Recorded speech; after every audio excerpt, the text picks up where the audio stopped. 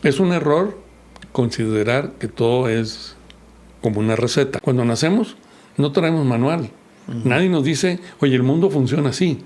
Y tú, en función del mundo, también funcionas así.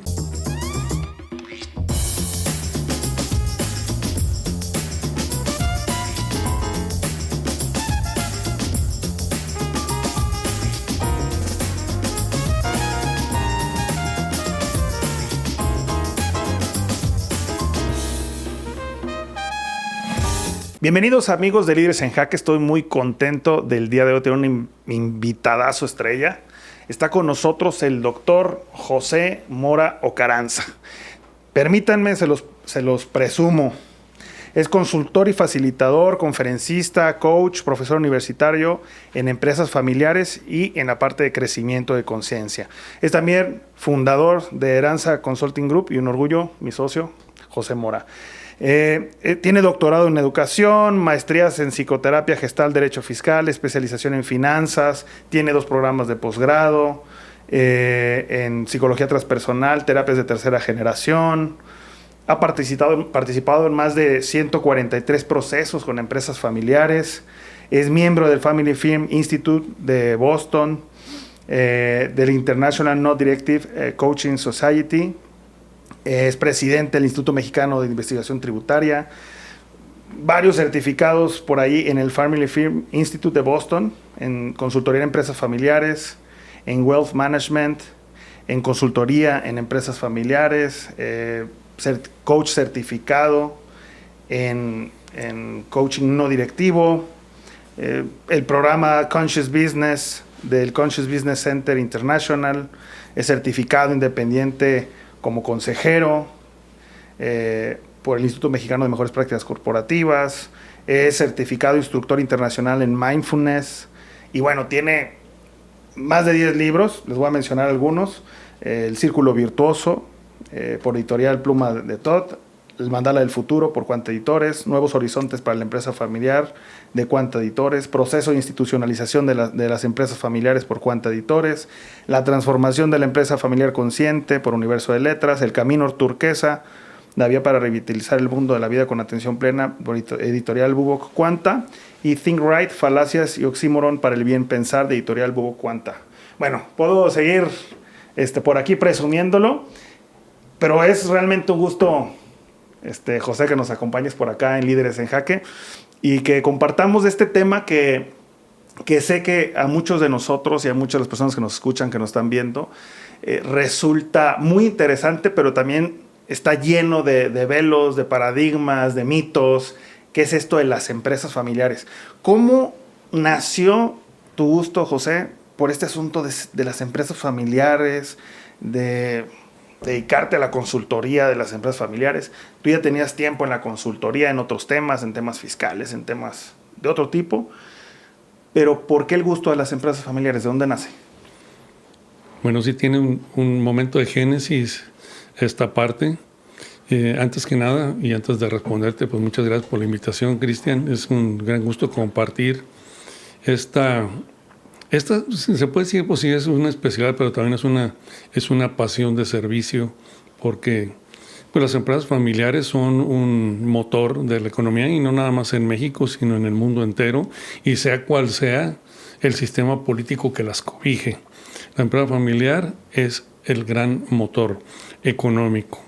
Y prueba de ello, pues se puede ver su influencia en los productos internos brutos, que independientemente también de la metodología, pues siempre ahí se ve dentro de lo que es el encabezado, pues la parte de las empresas familiares. Bueno, efectivamente, dentro de mis 66 años de edad, pues ya tengo más de 40 años apoyando a través de distintos servicios que tienen que ver con la parte, sobre todo patrimonial, de los negocios en sí. Y dentro de esa parte patrimonial, pues ha ido evolucionando tanto lo que es mi enfoque en ese sentido, como lo que es también la parte de la especialización en lo patrimonial.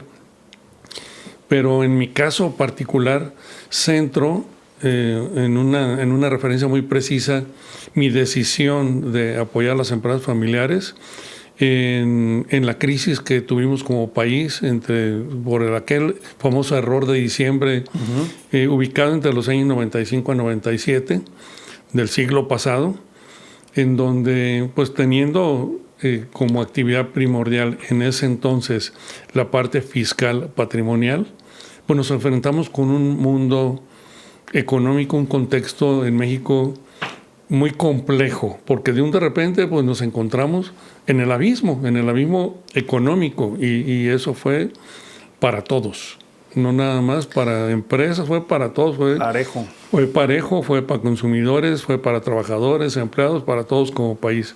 Fue una gran pandemia económica, nada más en ese sentido. Y bueno, en ese momento y en ese entorno, nuestra actividad pues se vio influenciada, o más bien se vio afectada por lo que es ese gran bache dentro de lo que era la firma, que en ese entonces se nombraba como Auditoría Alta Asesoría, AAA, como la lucha libre. En ese entonces nosotros pues estábamos particularmente participando dentro de lo que es el área fiscal y patrimonial, pero nos vimos inmersos en principio con el problema interno de pues qué vamos a hacer, porque pues los clientes dejaron de pagar, pero no dejaban de pedir servicios, porque decían, bueno, ayúdame. Sí, al contrario, ayúdame, porque pues tengo todo este contexto, tengo deudas, tengo trabajadores, tengo así, y necesitamos todos salir del bache. ¿Cómo le hacemos? ¿Cómo podemos trabajar codo con codo juntos? Y pues eso implicó fuertes medidas internas, pero también externas en cuanto a, bueno, ¿cómo las podemos echar la mano? No es necesariamente en este momento diciéndoles o explorando cuál es la mejor forma de contribuir para tener una eficiencia fiscal, porque pues obviamente todos están inmersos en problemas financieros que de manera natural pues no van a pagar ni un centavo de impuestos. Bueno, pero en ese orden de cosas me dicen, bueno, pero pues tú tienes el conocimiento de nosotros, ¿qué podemos hacer? Bueno, entonces ahí se generó un gran área que fue más bien multidisciplinaria. Hubo la necesidad de aliarnos con distintas especialidades, como lo que son los abogados que manejaban en ese orden, el orden mercantil, para efecto de buscar soluciones, si bien en algunos casos negociadas, en otros casos jurídicas, para efectos de tratar de contener los efectos corrosivos de esa crisis. Y entonces se generaron varias alternativas, y al planteárselas de manera conjunta, el equipo que ya estábamos trabajando en ese momento, desde todos estos órdenes multidisciplinarios, la gente pues empezaba a tener resistencias. La gente quiere decir los clientes. Claro. Y estos clientes generalmente, curiosamente, pues la gran mayoría, más bien prácticamente todos, eran empresas familiares. ¿Y cuáles eran esas resistencias?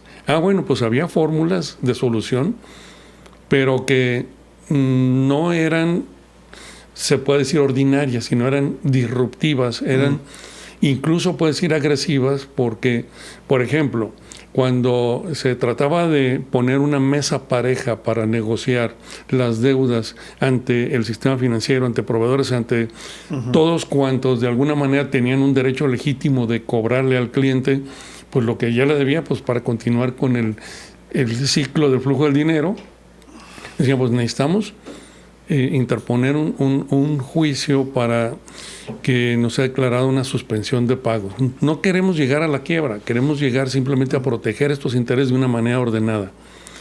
Entonces, pues ahí es donde los clientes dijeron, bueno, pero ¿cómo me van a ver en la sociedad si yo invoco esta medida de protección? Y además, pues los banqueros son mis amigos, los proveedores son mis amigos, y pues, ¿qué me van a decir? Pues obviamente te van a manejar nuevos adjetivos a los cuales no estabas acostumbrado. ¿Cómo que no vas a pagar? Pues me estás robando. No, bueno, pero es que de alguna manera tenemos que contener este dique. No podemos dejar que se desangre este sistema, porque entonces pues, todo el mundo se va a acabar. Y no hay manera. Entonces, internamente en las empresas familiares no había consenso para efectos de manejar este tipo de situaciones, e incluso se llegó a pleitos, rupturas internas, con lo cual, lejos de solucionar sus cosas, pues se agravaron, porque incluso hubo empresas que pues terminaron su ciclo de vida en ese momento. ¿Por qué? Porque pues, hubo una desmembramiento de los socios originales que eran familia, y en fin, pues hubo separaciones, escisiones, y por lo tanto, pues el consecuente afectación con su desaparición. Y entonces ahí es donde existe ya la primera reflexión. Bueno, ¿qué se puede hacer aquí? Bueno, aquí ya no es un asunto ni legal ni financiero, es un asunto de otro tipo. Uh-huh. Pero pues lo estamos viendo, como se ve la espuma del jabón, o como se ve las olitas en los lagos cuando tiras una piedra, pues ves ahí y tratas de entender cuál es el fenómeno. Uh-huh. Y andando en estas situaciones, conocí, porque me fue presentado precisamente por uno de nuestros clientes, a una persona que fue quien realmente me empezó a abrir el panorama de las opciones de qué se puede hacer con empresas familiares en este orden de cosas, uh-huh. que es Bruce Grossman, uh-huh. de Grupo Continental. Que Bruce Grossman, el Grupo Continental, pues, es uno de los principales distribuidores de la marca de un refresco negro de cola muy famoso.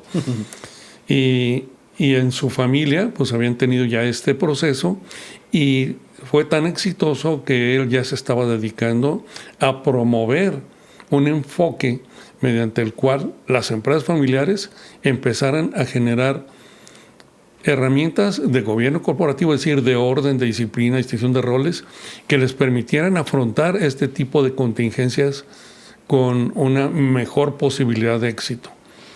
Y entonces, y no solamente me comentó de él, sino que me dijo, y te invito para que participes en un foro que estamos realizando en la ciudad de Monterrey, ajá. que es de Family Business Network, que nosotros lo estamos trayendo de Suiza a formar el capítulo México. Y estamos hablando que era el 97 más o menos, ¿verdad? Más o menos, por ahí estamos hablando. Y ahí esta cuestión de family business, como se conoce esta práctica a nivel internacional, ¿no tenía tanto auge en México?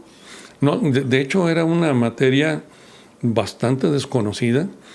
Cualquier tipo de inquietud, por ejemplo, pues no era una casualidad que esto viniera de una iniciativa que se apostara en la localidad de Monterrey, que es en donde al menos hasta ese tiempo iban décadas adelante de cualquier otro de los estados en cuanto a mentalidad previsora, uh-huh. por su naturaleza esencialmente industrial y de empresas de gran envergadura.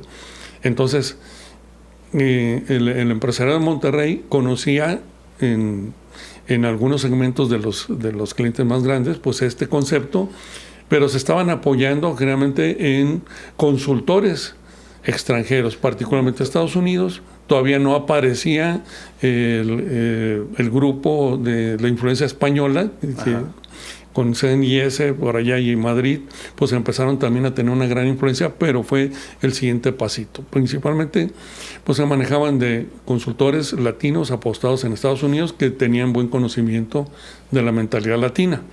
Oye, ¿y te llama la atención esta parte de las empresas familiares como esa vocación de querer ayudar, de querer alinear intereses? Pero ¿por qué tienen tan mala fama las empresas familiares en el medio? Tú en ese momento no decías, ay, la cuestión de empresa familiar, híjole, son problemáticas. ¿Por qué tienen mala fama en el Bueno, no sé por qué el término de mala fama. Yo creo que más bien lo que tiene es una problemática muy específica, que ahorita ya es mucho más conocida. Ya se puede establecer un orden de ideas en donde se puede manejar, que más bien son un segmento que tienen retos muy específicos y una complejidad distinta a otros segmentos y otras áreas de consultoría. Y déjame allí ya abundar y ser muy preciso. Esto nos fuimos dando cuenta con el tiempo. La consultoría por lo general tiene dos grandes aristas. Una es una consultoría técnica en donde hay un conocimiento, una experiencia que tú aplicas para efectos de solucionar un problema que tiene un cliente y prácticamente tú lo que utilizas es ese conocimiento y esa experiencia. Y puedes tener una gran perspectiva del deber ser, es decir, bueno, si sigues estos lineamientos, vas a tener estas posibles soluciones y vas a solucionar tu aspecto de planeación de la empresa familiar así, en este orden de cosas técnicas y de experiencia. Sin embargo, nos hemos dado cuenta que la consultoría, la perspectiva del consultor de empresas familiares requiere de distintas clases de destrezas y de desarrollos de habilidades personales del consultor. En principio, más humanas que técnicas, porque lo que va a tratar en primera instancia pues es la materia humana, la materia relacional que existe dentro de lo que es una dinámica de familia, que curiosamente pues está siendo empresa, pero que en un primer nivel seguramente es más bien la familia jugando, entrecomillado, a ser empresa. Y entonces ahí pues partes de esas premisas esenciales. Bueno, yo tengo que partir primero del ser humano, luego de la familia y luego ya llego a la empresa. Si lo veo al revés, también es un posible enfoque, pero ya no estamos hablando de la persona, familia que hace empresa, sino más bien vas a ver la empresa y entonces ¿qué hago para blindarla? Es un enfoque distinto, que es el enfoque particularmente de gobierno corporativo. Blindo a la empresa y lo demás, pues que se solucione como puedan. Y si se pelean, pues es su rollo, pero yo no pierdo valor como negocio. Pero al revés, que es generalmente como nosotros estamos viendo que es la metodología adecuada dentro de este enfoque de consultoría en empresas familiares, pues es un enfoque que denominamos no directivo. O sea, tú no le dices exactamente en todos los órdenes qué es lo que debe hacer la familia o la otra persona para planear o solucionar los conflictos que tiene la empresa de familia, sino que los apoyas con todo un asunto de... ¿Y por qué no decirles qué hacer? Porque entonces estás manejando para ellos una solución dinámica que no está considerando toda una serie de circunstancias históricas de la propia familia, de sesgos de la propia familia, culturales de la propia familia, y los vas a meter en una camisa de fuerza que tal vez los haga tronar.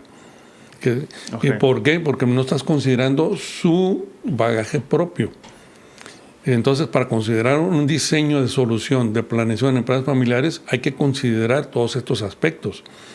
No es lo mismo la mentalidad que proviene de una sociedad anglosajona, de una sociedad latina, de una sociedad asiática, por ejemplo, sí, claro, ya que estamos viendo en otros sentidos, y sobre todo cuando ya están el mestizaje y la combinación étnica a todo lo que da en todo el mundo. Entonces tenemos que ver muy particularmente este tipo de circunstancias para ayudarles a que ellos mismos hagan sus mapas de sesgos familiares, culturales, y que en base en eso puedan verse a sí mismos cómo se están relacionando y ahora sí ir hacia la toma de hacia un modelo de toma de decisiones propio. Hace rato hacía un comentario de que tienen mala fama en el sentido de las empresas familiares de qué decías, ¿no? El asunto de que son problemáticas, ¿no? Y decíamos, bueno, es que tienen otro elemento, comentabas, que es esta parte de las relaciones familiares y la parte personal.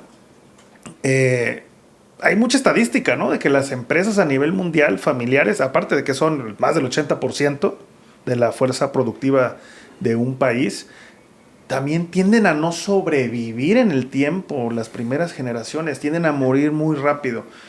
¿Por qué se pelean más las empresas familiares que una empresa común y corriente que también tiene personas? Sería la pregunta. Y otra pregunta que creo que esa era la primera es, ¿cómo podríamos definir a una empresa familiar, siendo que no existe una definición como tal, by the book, de empresa familiar? ¿Cómo la podríamos decir, esa definición? Sí, bueno, vamos a empezar por esta parte, por orden didáctico. ¿Qué es una empresa familiar? Bueno, es cuando un grupo familiar, considerándose el núcleo central y hasta una generación arriba y una generación abajo, en conjunto pueden decidir quién dirige a una empresa. que el conjunto de lo que son los intereses accionarios sea suficientes para decidir a través de lo que es una asamblea quién dirige a esta empresa.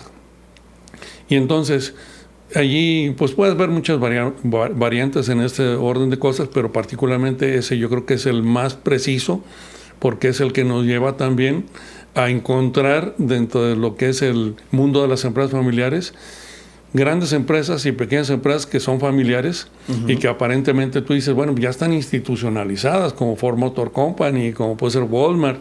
Esas no son familiares.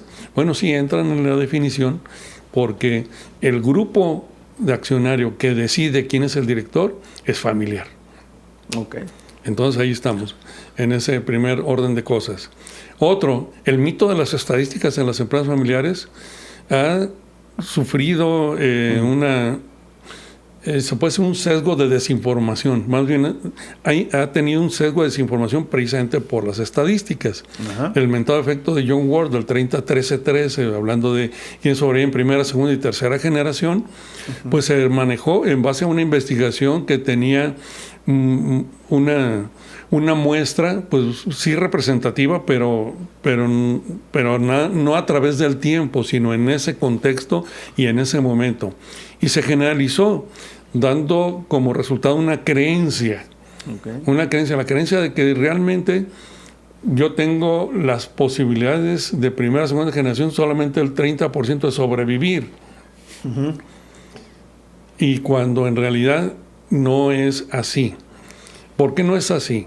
Bueno, porque una empresa que es familiar, con su misma evolución y con la misma evolución de lo que es el grupo familiar, va a llevarnos a un montón de posibilidades, a la posibilidad de que yo genere una empresa que sea un semillero de otras empresas y que van a ser todas desprendidas de este núcleo esencial y que después pues estén en presencia de distintos miembros de la familia. Entonces, esto ya te da una explicación de que la empresa familiar no sobrevivió como tal, pero evolucionó y se convirtió en un semillero. Es un sesgo estadístico, también podríamos decir. Sí, es un sesgo estadístico. O también puede suceder que pues simplemente por conveniencia y decisión propia también de la familia se vende. Bueno, pero es al venderse y haber generado un valor, pues ese valor que va a ocurrir en lo sucesivo. Entonces, ese valor queda en la familia. Más bien habría que ver qué sucedió con ese valor. Sí. Y José, regresando a la pregunta anterior, ¿por qué se pelean las empresas familiares? ¿O por qué hay esa percepción, digamos, popular de que son conflictivas, de que son complejas? ¿Dónde radica esa dificultad en las empresas familiares? En que se está trabajando con material humano. En que se está trabajando con material humano que en principio, como lo comentamos, es una familia haciendo empresa. Entonces, ¿ahí qué hace falta? Hace falta empezar a trabajar desde las bases y los fundamentos de lo que es el sueño compartido, que a dónde queremos llegar juntos y cómo vamos a dividir nuestros propios roles para hacer de esto una posibilidad real. Entonces, ahí ya te voy dando y te voy indicando algunos puntos estratégicos que concretamente es introducir elementos de orden, de disciplina, de respeto, de reconocimiento y de responsabilidad dentro de lo que son los integrantes de la familia, que es la que está aportando elementos a la empresa. Pero para hacer esto, pues hay que trabajar con cada una de las personas y para eso necesita haber esa disposición. ¿Y esa disposición que tiene, en qué se sustenta? Pues en una conciencia preventiva personal. Entonces, si desde el principio yo no estoy dispuesto a aportar lo que verdaderamente soy en base en un plan de vida personal, en donde yo determine mis posibilidades de aportar cierto tipo de roles, ya sea como dueño, como empleado, como consejero, incluso como proveedor o como cliente, en toda esta cadena de interesados en un negocio, pues entonces voy a ciegas. Vamos a ciegas. Entonces, ¿cómo planeo con una persona que va a ciegas hacia algo que donde requiere aportar cosas muy concretas en materia, sobre todo de roles. Primero es entender, entonces, dónde están todos parados. Y yo creo que es uno de los principales conflictos o de donde nacen las problemáticas en las empresas familiares. Entonces, sí que a veces no solamente es que no nos pongamos de acuerdo, es que ni siquiera tenemos claro qué queremos. Es que es bien interesante. Nuestros sesgos generalmente nos llevan a lugares comunes equivocados. Es decir, el principal sesgo es el de confirmación, que es un sesgo que me dice, yo tengo la razón porque yo he vivido, digamos, estamos hablando de cualquiera, un patriarca, que también es un adjetivo con el cual no comulgo, pero se usa, que es el fundador. Pues el fundador que ya llega a un momento crítico en donde tiene que decidir qué va a hacer él y qué va a hacer él con su empresa, que son cosas distintas, qué va a hacer él en su vida y qué va a hacer él con su empresa. Bueno, y en ese orden de cosas dice, bueno, pues yo ya me las sé todas, porque pues yo ya tengo 60, 70 o X años de experiencia, y eso me permite tener autoridad para efectos de decidir qué es lo que voy a hacer. Y generalmente medio le voy a hacer caso a los consultores. Y menos si son estos consultores de los que habla José Mora, de que dice que no nos van a decir cómo lo vamos a hacer, sino que nos van a meter en un trabajo de encontrarnos a nosotros mismos en lo que verdaderamente queremos hacer. Oye, qué flojera, todo un proceso. Yo ya pasé por toda una vida de todo eso. Yo ya no necesito plan de vida. Yo ya no necesito determinar mis roles. Bueno, pues entonces si no tengo la conciencia de yo en esta partecita que comprende a esta cadena de relaciones que hay en una familia, bueno, si yo no estoy dispuesto y luego el hijo no está dispuesto, el otro no está dispuesto, entonces no hay conciencia preventiva, y por lo tanto la conciencia preventiva es uno de las serie de valores y de conductas deseadas que se requiere para trabajar en la alineación virtuosa del plan de sucesión y en el plan estratégico. Entonces, bueno, aquí es en donde nos topamos con las principales baches y empedrados. Y fíjate, regularmente, no sé cómo tú lo veas, así como somos como personas, somos como empresarios, ¿no? Y en ese sentido, el interés por estos temas radica cuando ya tengo un problema, cuando yo me estalló la bomba en la mano, ¿no? Y es, híjole, ya tengo al hijo, y muchos empresarios dicen, oye, de este problema, ¿cómo le hago para que mi hijo trabaje en la empresa? O sea, pero ya tengo un deseo en específico, porque ya trabajé tantos años, porque lo que sigue es que él trabaje en la empresa. Entonces, no tengo toda esta conciencia ni personal, ni de los demás, ni de la empresa, del proceso que sigue, sino ya tengo un problema, cuando a lo mejor este problema que estoy teniendo es una consecuencia. ¿Tú qué opinas de eso, de cuando llega un empresario y te dice, oye, ¿cómo le hago para que mi hijo trabaje en la empresa? ¿Qué tengo que hacer? Esa es la gran controversia y el encuentro entre lo que es alguien que quiere algo muy específico y que cree y considera que esa es su verdadera necesidad, y el de enfrente, que es el consultor, que vive de vender los servicios, pero de también ser pulcro y honesto con lo que puede estar también ofreciendo al de enfrente. Entonces, es una gran reto el hecho de desmembrar o de explorar junto con esta prospección con el cliente, qué es realmente lo que quiere. Es decir, él cree y considera que esto es lo que quiere. Que yo lo que quiero es de que ustedes me ayuden para que entre mi hijo a trabajar y que pues se ponga las pilas y que pues, le eche las ganas y todo eso. Sí, pero el contexto dentro de lo que es el mundo de los proyectos personales, pues tiene que coincidir. Tiene que coincidir sí. En la parte del hijo o de los hijos con la parte del fundador o del padre, y para eso pues hay que generar o detonar un protocolo. Mira,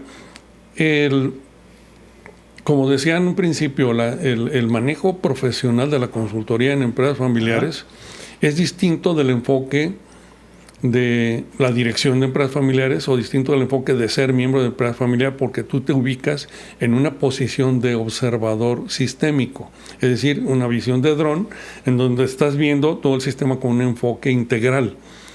Y entonces lo que genera son hipótesis. Tú no puedes decir esto es así. No, tú generas una hipótesis. Esto yo lo estoy viendo que estas relaciones están así, así, así. Y cómo se lo transmito y cómo ellos me permiten también ver ese sistema para efecto de, ahora sí, generar los siguientes pasos. Entonces se trata de acompañar al cliente para efecto de tener un proceso de crecimiento, y de crecimiento particularmente en conciencia preventiva, conciencia de la realidad. De los demás. De la realidad, del principio de realidad que está viviendo en su entorno, para así pues ver qué es realmente a donde podemos llegar y qué es en donde no podemos llegar, cuáles son los principales focos detonadores de conflictos que se pueden encontrar allí, cuáles se pueden solucionar, y todo esto es viable en la manera o en la medida en donde crezcamos en ese nivel de apreciación del sistema. ¿Tú crees, José, que las agendas personales matan la agenda familiar, la agenda empresarial? O sea, las agendas personales ocultas o las agendas de los intereses de los individuos. Sí, lo oculto generalmente es una caja de sorpresas. Entonces, es indispensable entonces conocerla. Y sería lo más deseable y ser bien honesto en el sentido de que, bueno, sí podemos acompañarlos como consultores, pero vamos teniendo ciertas premisas. A ver, en una de esas, con todo respeto, necesitamos en algún momento pues liderar la exploración del sistema. Y en esa exploración que vamos a hacer de manera conjunta en unas dinámicas van a ustedes a permitirse subir todo lo que tengan debajo de la mesa, arriba de la mesa, para mostrarse transparentes y algo que no les gusta, y verse vulnerables. Ah, caray, ¿cómo? O sea, débiles. ¿Cómo? Pero eso es una tontería. Esa es una tontería, porque ¿cómo no? Si pues aquí sabemos que realmente el ser humano pues tiene que ser fuerte, tiene que mostrarse seguro de sí mismo para hacer eso. Ese es uno de los principales obstáculos para realmente llegar al fondo de las soluciones y de conflictos en materia humana y relacionada en empresas familiares. Pero si nosotros llegáramos a ese supuesto deseable de que se suban las cosas arriba y nos permitan guiar de manera lo más respetuoso pero firme posible esa serie de reuniones, empieza a fluir una dinámica que no necesariamente en las primeras etapas va a generar una armonía, al menos una armonía visible. ¿Por qué? Porque a nadie le gusta mostrarse con esa vulnerabilidad y que alguien se esté aprovechando o que haga juicio de esas situaciones. Y nosotros necesitamos y requerimos tener esa habilidad suficiente como para ir encabezando y encauzando todo eso, y luego como un rompecabezas que nos sirva para efectos de determinar cuál es el verdadero contexto y el mapa para trabajar. Apenas.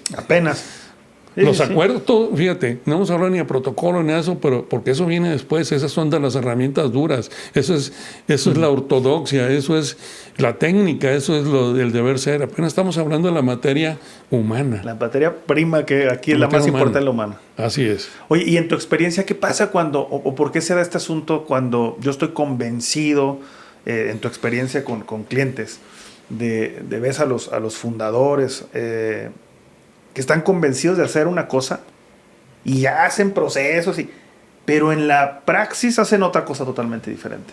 ¿Por qué pasa eso? Si realmente están convencidos de hacer un cambio, de tomar en cuenta a los demás, pero a la hora de la hora no hay cambio. Sí, fíjate que... ¿Te ha tocado vivirlo bastante? No, bueno, pero pues ahí tenemos que meternos un poquito también a la exploración de nosotros mismos como tales. Y esto es una exploración personalísima, que cada persona es distinta y que, bueno, hay un consciente y hay un inconsciente. El inconsciente guarda los secretos hasta para ti, hasta para nosotros mismos. Nos guarda secretos, ¿por qué? porque tal vez no vienen de tu propia experiencia, sino de la experiencia de tus ancestros, de tu familia, de tus padres, de tu cultura.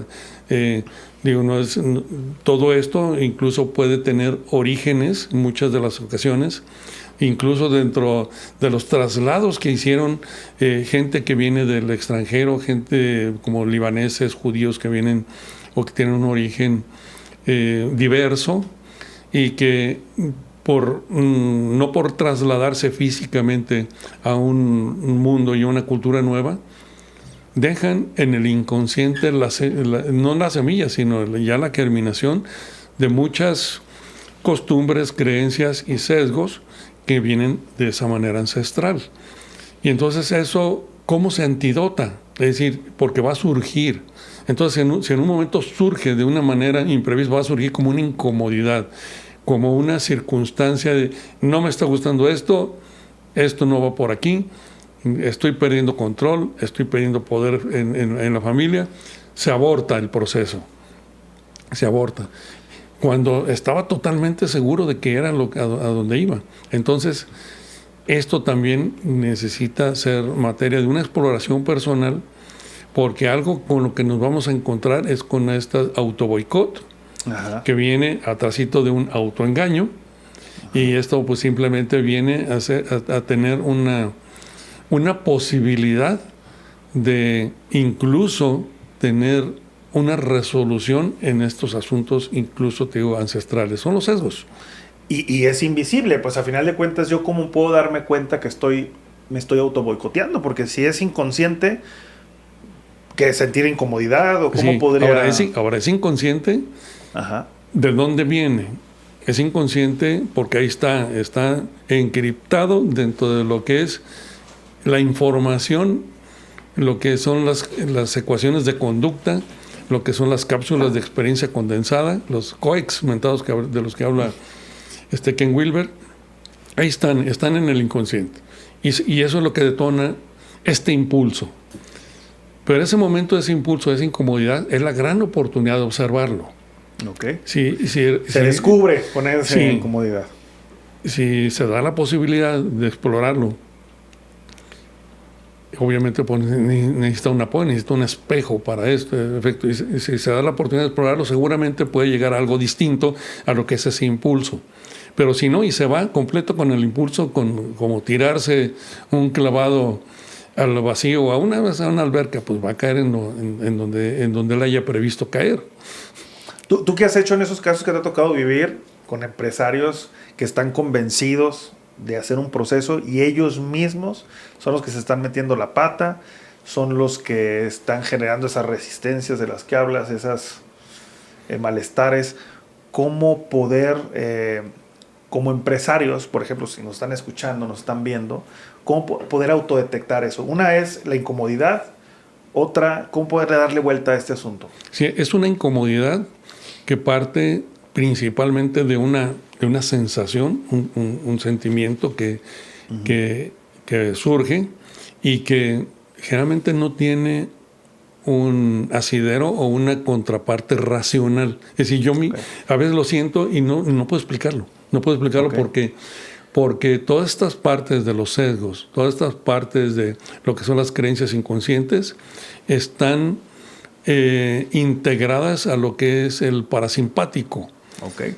Y lo manifiesta en el siguiente nivel, que es el límbico, que es el emocional, pero no llega a lo racional porque nunca tuviste esa explicación, ni lo leíste, ni lo viste en ninguna parte. Nada más ahora lo sientes. Okay.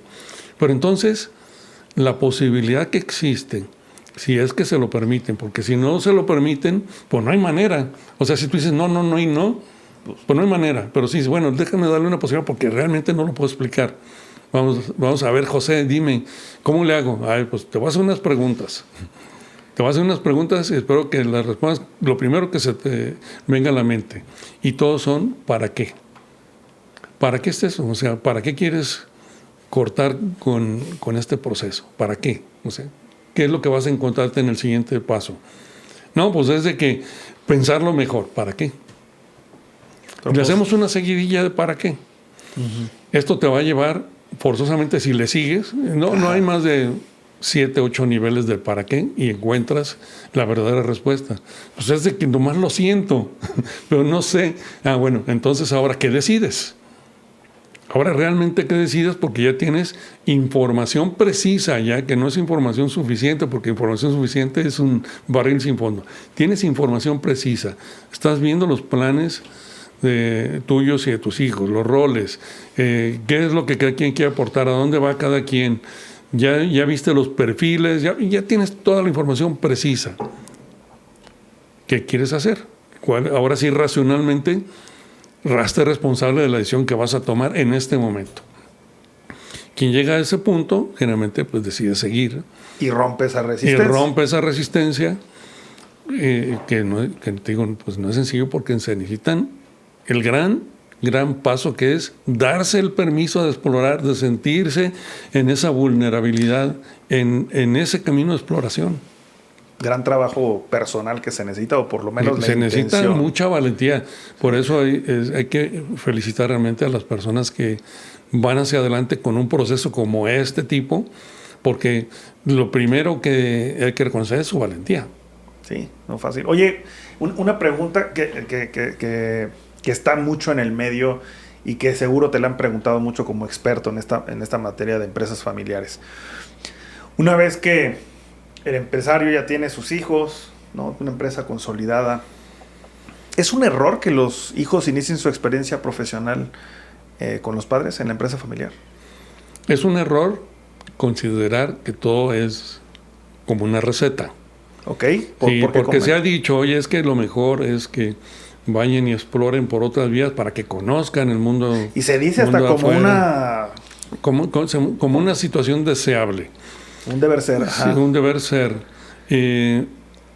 Pero es todo, yo creo que parte de la información que te dé el plan de vida.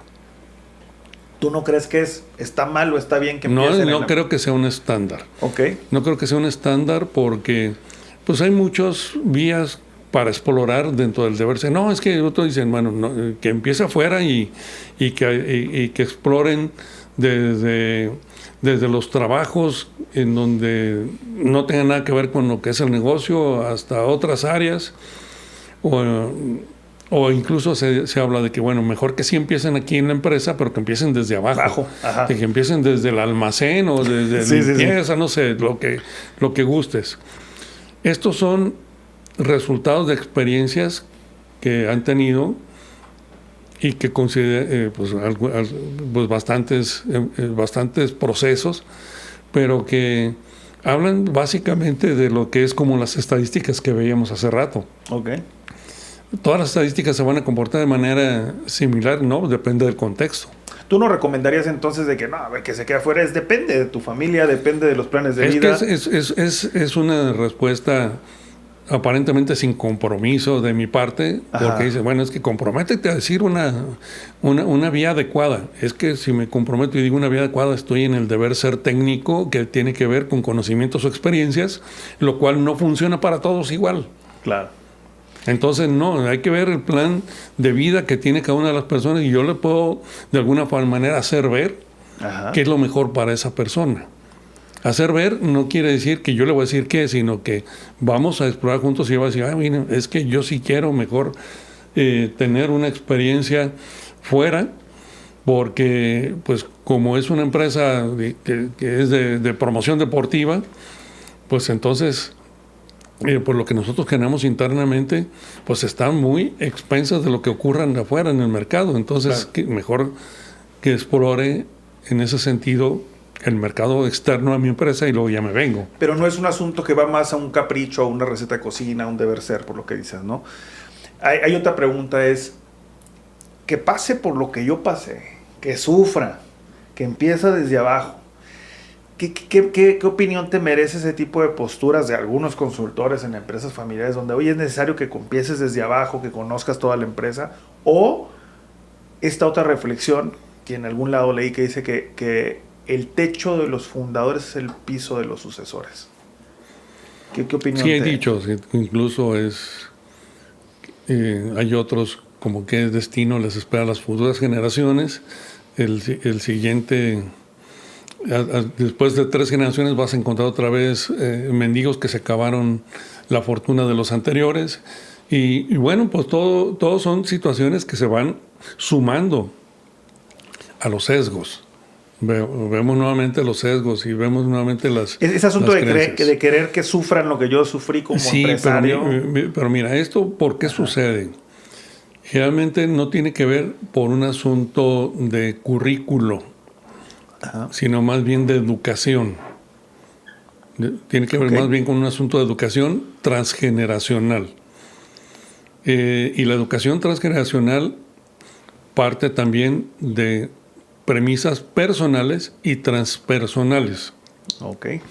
Si tú las basas solamente en las personales y entonces descuidas la educación de la siguiente generación por razones de estar ocupados, generando patrimonio, generando empresa, cubriendo las exigencias de los roles, cubriendo las exigencias de los procesos y de la evolución de las empresas que generalmente empiezan por demandarte de ser un 24/7.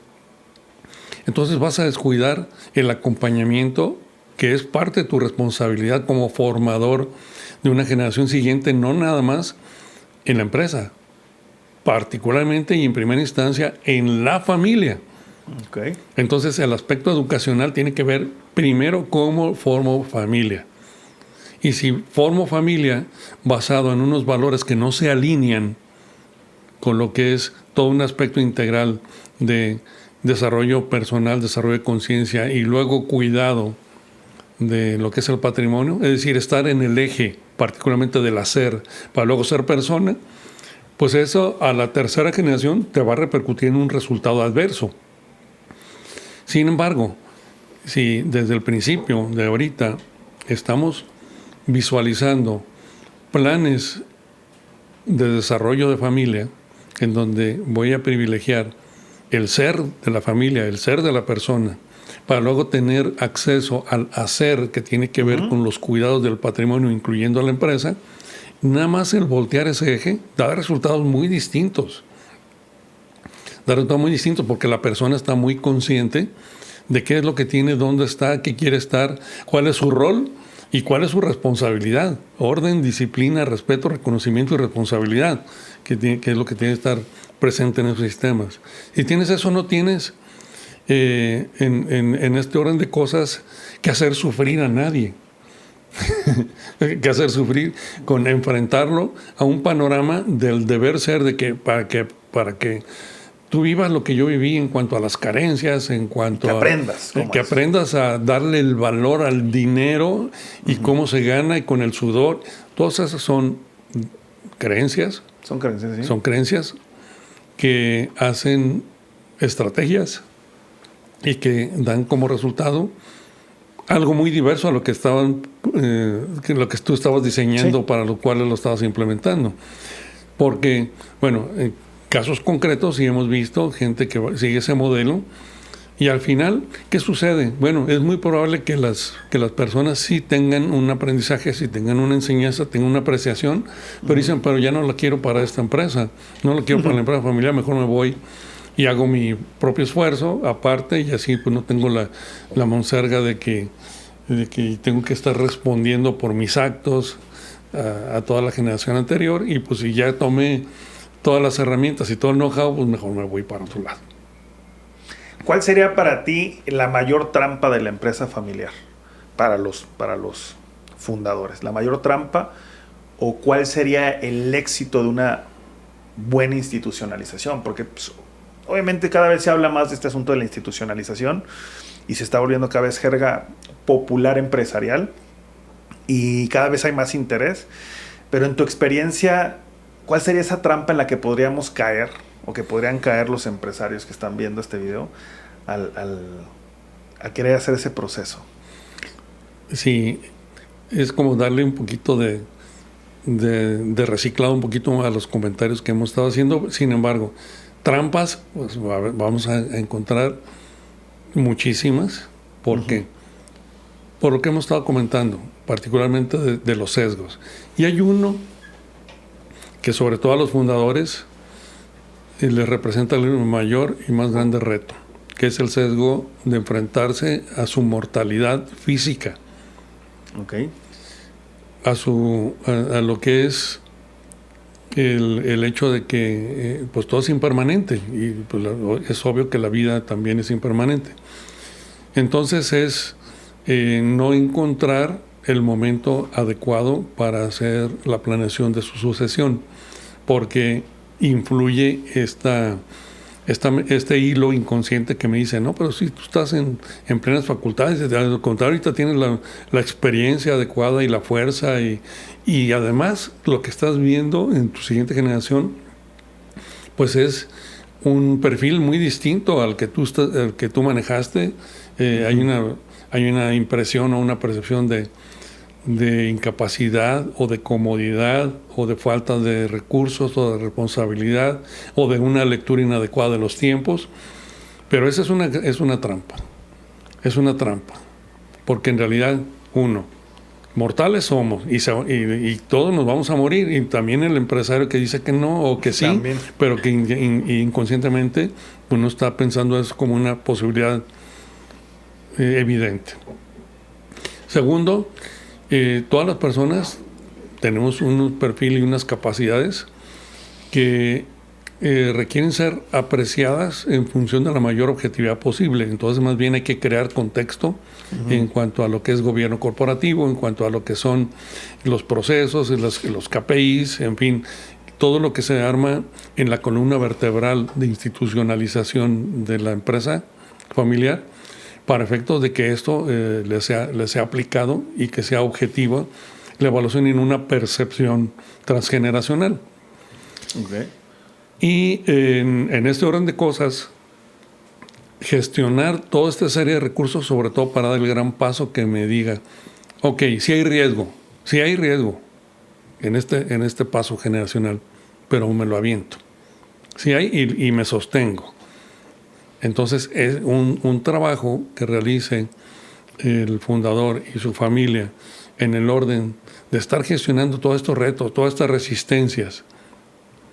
Es, yo creo que adecuado cuando se da ese paso de realmente dar el salto de la implementación de este paso de arriesgarse pues a tener una nueva dirección o un nuevo rumbo, y confiar en la siguiente generación. Confianza también ahí. Oye, José, pregunta que a lo mejor muchos también de los que nos ven podrían tener, o empresarios. Si tuviéramos dos empresas, una no familiar y una familiar, ¿tú consideras que en las dinámicas burdas, sin alinear, sin ningún proceso, la empresa familiar tiende a obstaculizar el desarrollo del talento genuino? Es decir, por su naturaleza de que la familia esté dentro de la empresa y sus dinámicas burdas, sin pulir, sin tratar, la empresa familiar tiende a no desarrollar el talento, a no ver por la meritocracia del talento que está dentro, más que una empresa, digamos, no familiar. ¿Tú crees que sí, ese es un tipo de dinámica que sí sucede en la empresa familiar? Necesitaría contextualizar la dinámica que tiene la familia, porque como vemos, tú estás hablando de un diamante en bruto en la empresa familiar, porque está una familia que, como al principio comentamos, en el primer paso, aunque tengas una sociedad, aunque tengas una empresa con un nombre distinto y partiendo del hecho de que la familia pues es la que está integrada en esa dinámica, pues sigue siendo una familia haciendo empresa, y va a haber convenientes y va a haber inconvenientes.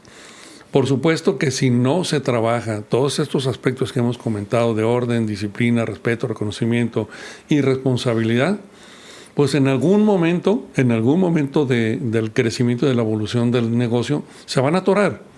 Pero es muy útil en las primeras etapas ser una empresa familiar, sobre todo por el hecho de la solidaridad que existe, del subsidio de tiempo que le dedican. ¿Tú le ves también como un asunto de fortaleza el que sea familiar?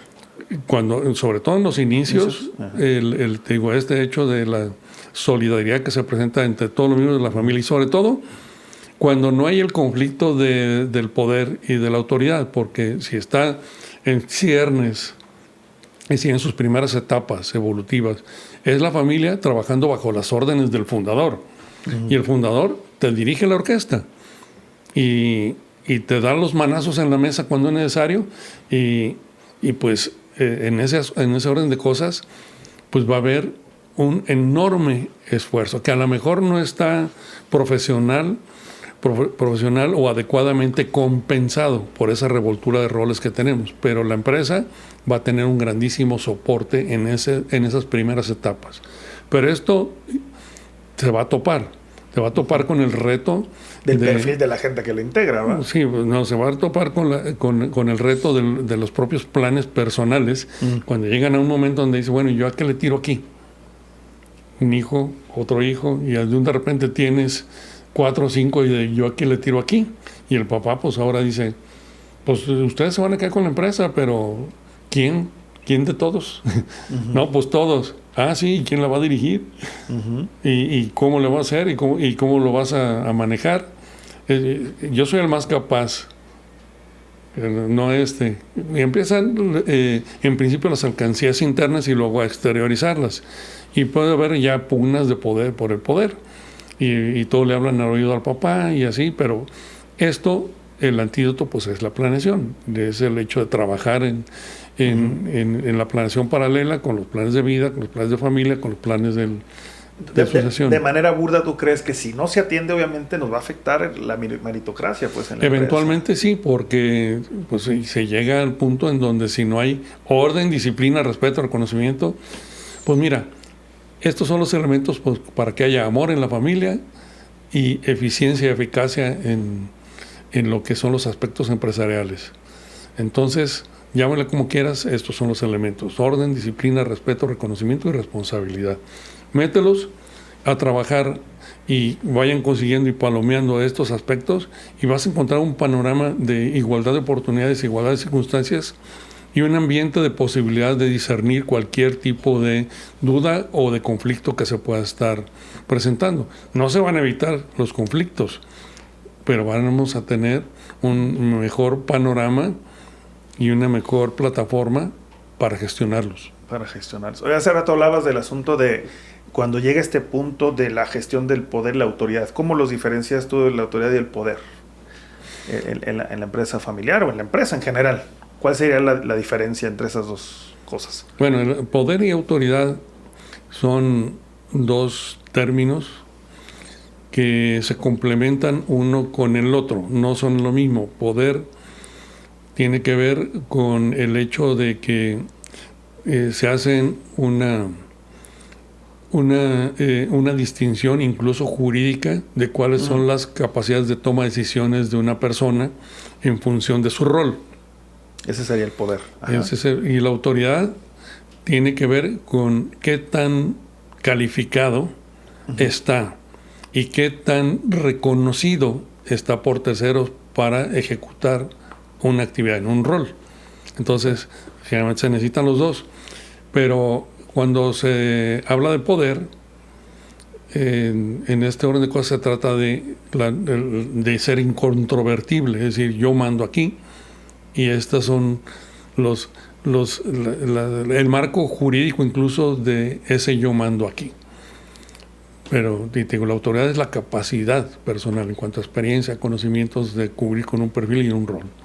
Y la otra sería la capacidad jurídica. Pues. El otro es una capacidad jurídica. Algo importantísimo a regular, ¿no? En este asunto también, en sentido de las responsabilidades dentro de las dinámicas de las empresas familiares. Para hacer esto es un triángulo que también incluye algo que es bien relevante, que es el liderazgo. Dices, bueno, ¿dónde entra el liderazgo aquí? Ajá. El liderazgo, ¿qué es y cómo se come en función de la autoridad y del poder?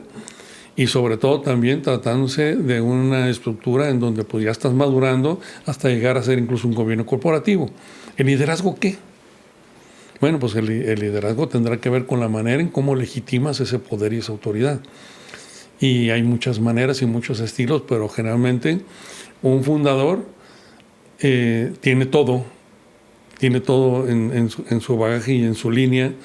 tiene el poder, tiene la autoridad y además tiene el liderazgo.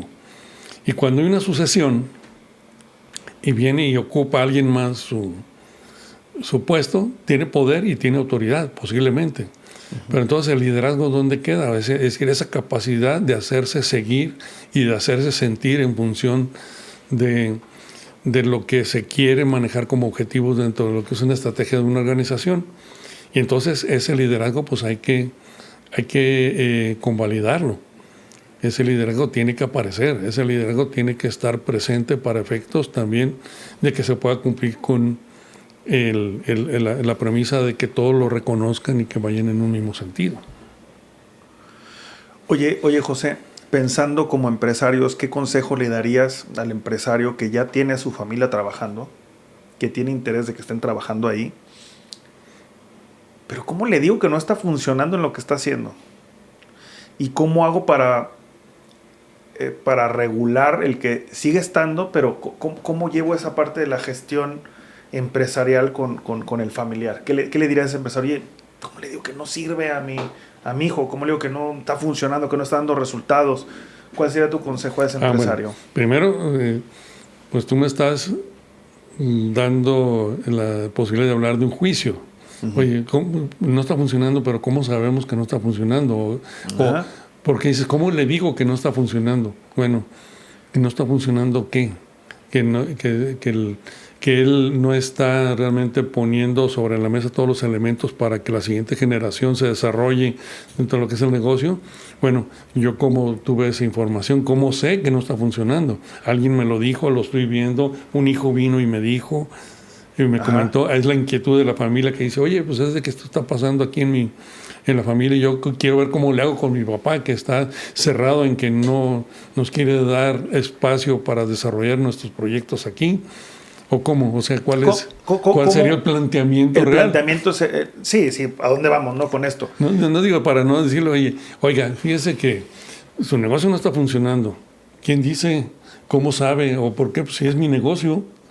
¿Quién mejor que yo sé cómo funciona o no? Me refiero al empresario que dice, ¿cómo manejo este tipo de dinámicas con mis hijos, con mis sobrinos o los que estén participando cuando no están funcionando? Sé que no están trayendo los resultados a la mesa, al negocio. Mi hijo, mi sobrino, en fin. ¿Cómo se manejan ese tipo de comunicación en la empresa familiar? Sí. Ya sabiendo de que no está dando el resultado, pero pues es mi hijo. Entonces es como, o es mi sobrino, o es mi... ¿Cómo se maneja eso en la empresa familiar?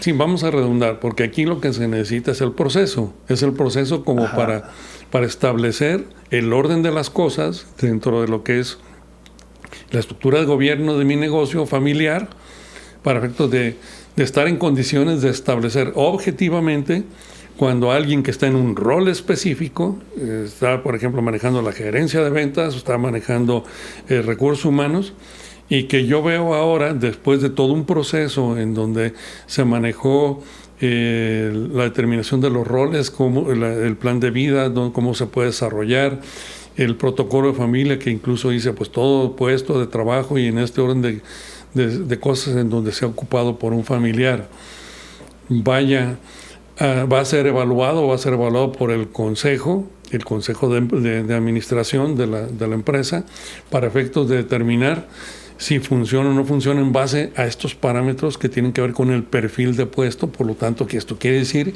que yo ya trabajé también en la estructura, en la columna vertebral de institucionalización, porque tengo todo manualizado. Entonces yo ya puedo, en principio, ver efectivamente que una persona, puede ser pues mi hijo o no puede ser mi hijo, pero pues en este caso es un familiar, pues no está funcionando desde el punto de vista de la evaluación al desempeño. ¿Ok? Entonces no soy yo el que le tengo que decir nada de eso, pues es el consejo. Y tal y como lo preacordamos en todo ese orden de cosas.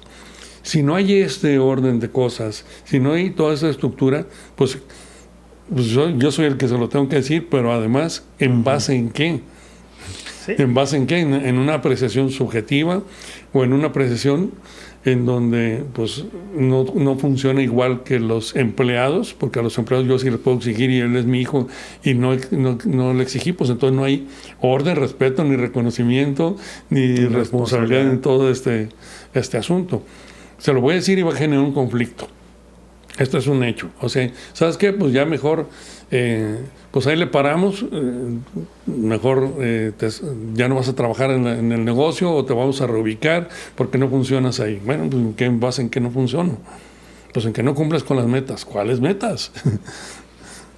Entonces se vuelve un asunto complejo porque sí es una posible fuente de conflicto allí. La clave está en que hay un proceso anterior que hay que organizar, sí, obviamente. Para poderlo hacer con un aspecto de orden y de disciplina, en ese sentido tiene que haber todo ese trabajo. José, ¿tú qué piensas? ¿Los hijos tienen derecho al negocio? Y digo derecho así entre comillas. Es como, a ver, ese negocio, papá, yo tengo derecho a trabajar ahí. ¿Qué opinas tú de esos derechos ganados? ¿O existen como tal?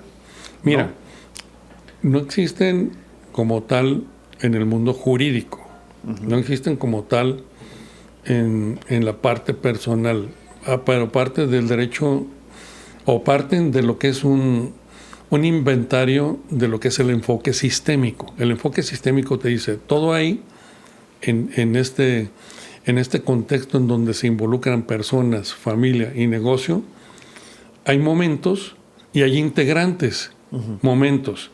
Sí, hay un momento en donde el fundador, junto con su esposa, o sin la consideración de ella, pero son pareja, forman una familia y paralelamente está desarrollándose un esfuerzo empresarial que da pie a una empresa. Y entonces, mientras vayan por mundos paralelos, no vayan y que el fundador siga manejando su negocio, no hay ningún tipo de derecho en ningún aspecto.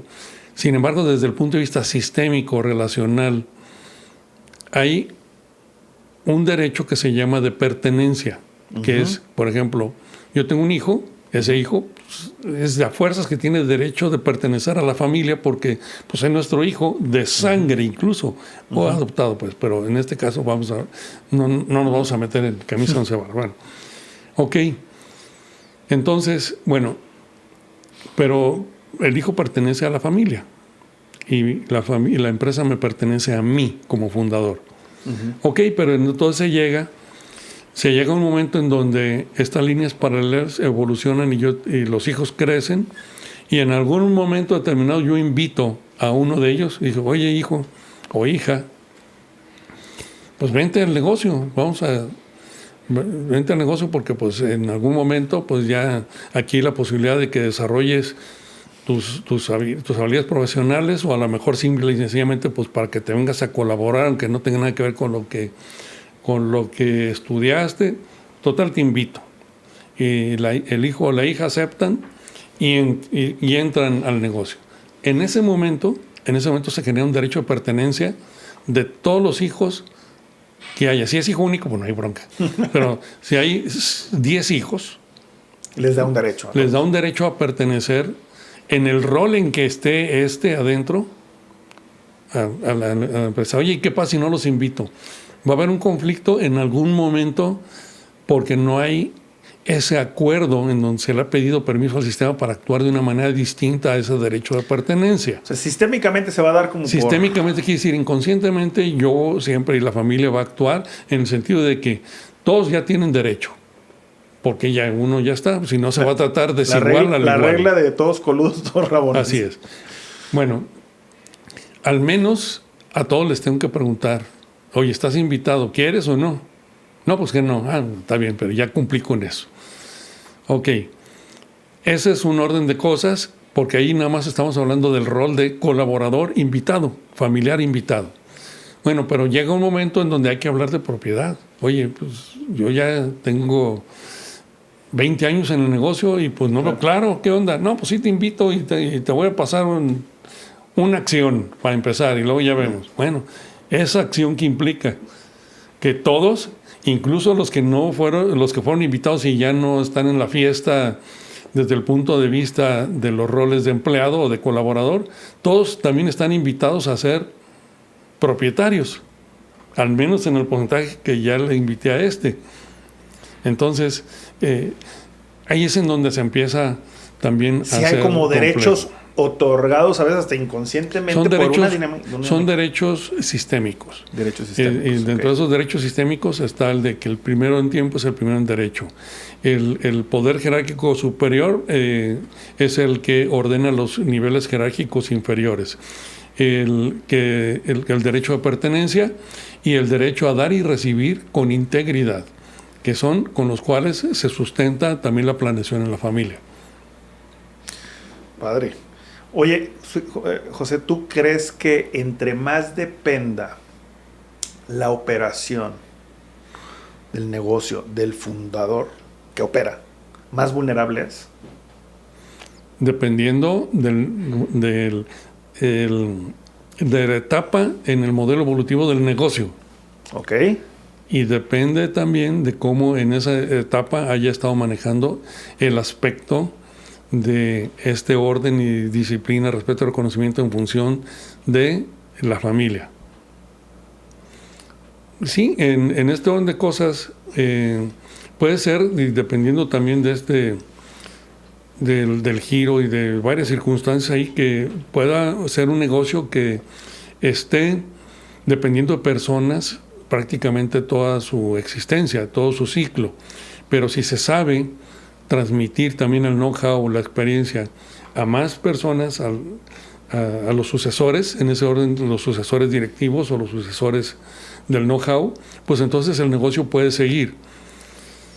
Pero no hay una respuesta también única para decir que entre más tiempo o menos se pueda mantenerse en esa dependencia de una sola persona.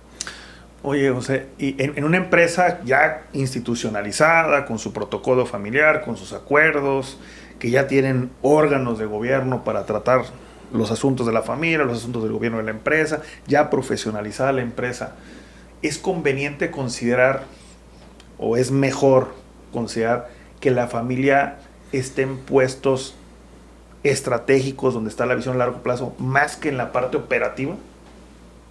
¿O no podríamos eso considerarlo como algo recomendable? Cuando estamos hablando ya de una empresa que ha pasado por todo el proceso y ha llegado a consolidar un gobierno corporativo, resulta bastante intrascendente. Te voy a decir por qué. Porque ya tienes tú el inventario de talento familiar que decidió a través de su plan de vida aportar un rol a lo que es el negocio. Ese rol está normado también por el protocolo de familia, que en este momento pues también es un asunto que hay que considerar, porque este protocolo está amarrado con lo que es el gobierno corporativo familiar. Y este protocolo te va a decir, bueno, ¿cómo voy a evaluar a esta persona? La persona ya manifestó su interés de estar, su interés de participar, y su decisión y su riesgo de estar haciéndolo en base a reglas. Y esas reglas tienen que ver con evaluación al desempeño. Ok, entonces si en un puesto está un familiar ¿O no? Es intrascendente.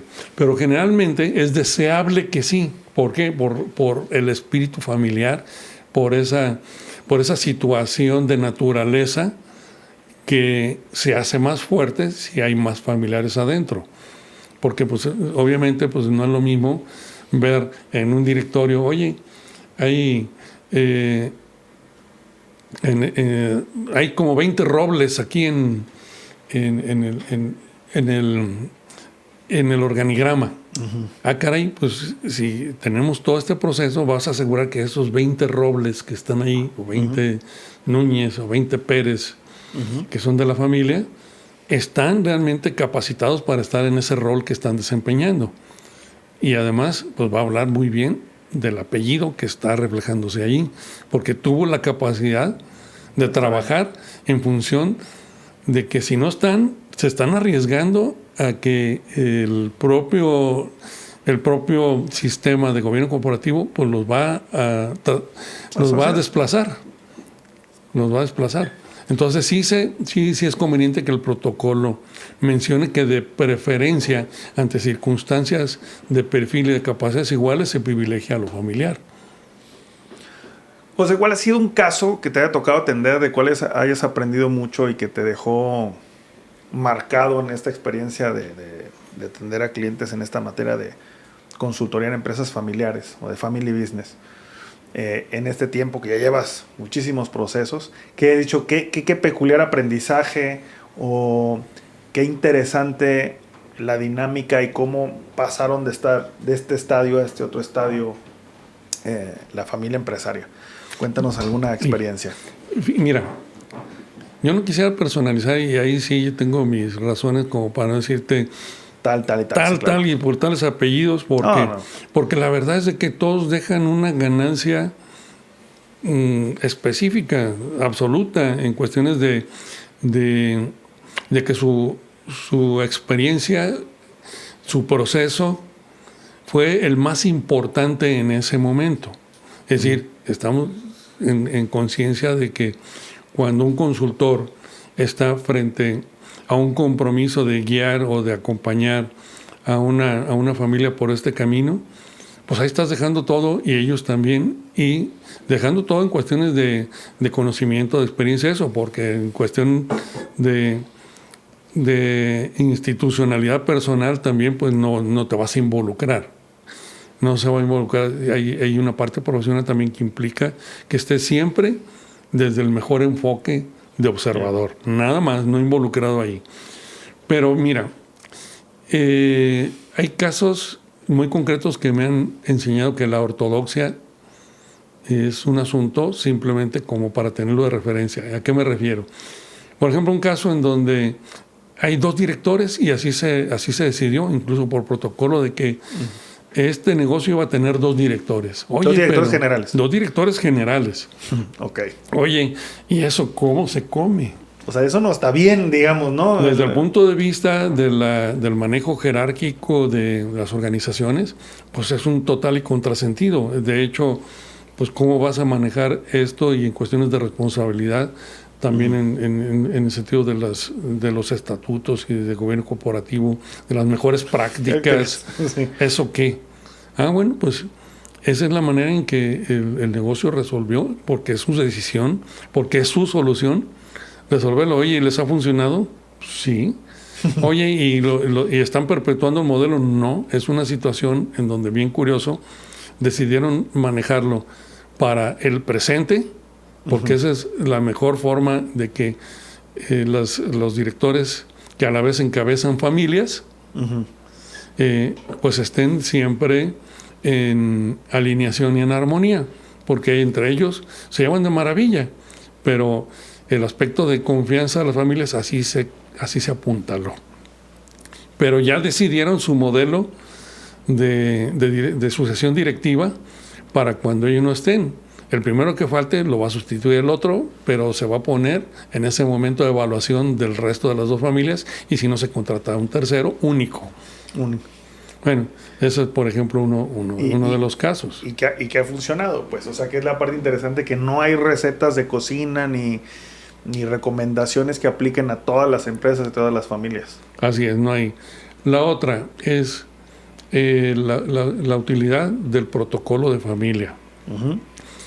El protocolo de familia en este momento está bajo el escrutinio de determinar su utilidad o no en base a los resultados que han tenido las empresas familiares a través de muchos años, y pues está haciendo investigación que todavía no tenemos esos resultados. Sin embargo, está en el escrutinio, quiere decir está en cuestión.